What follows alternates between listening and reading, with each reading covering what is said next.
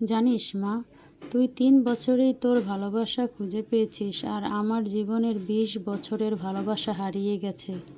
মারে, প্রতিটা বাবাই জানে নিজের রক্ত পানি বিসর্জিত মেয়েটি একদিন অন্যের ঘরে চলে যাবে। অন্যের ঘর আলোকিত করার জন্য নিজের মেয়েকে প্রতিটা বাবা নিজের সর্বস্ব শেষ করে মানুষ করার চেষ্টা চালায়। তবুও মেয়ের জন্য একটুও কৃপণতা থাকে না বাবাদের মনে। বাবাদের ভালোবাসা শামুকের খোলসের মতো, বাহিরটা শক্ত হলেও ভেতরটা অনেক নরম। বাবারা সন্তানদের কেমন ভালোবাসে তা বোঝাতে পারে না, শুধু ভালোবাসতেই পারে। জানি না মা, আমার লেখাগুলো পড়ে তোর খারাপ লাগতে পারে।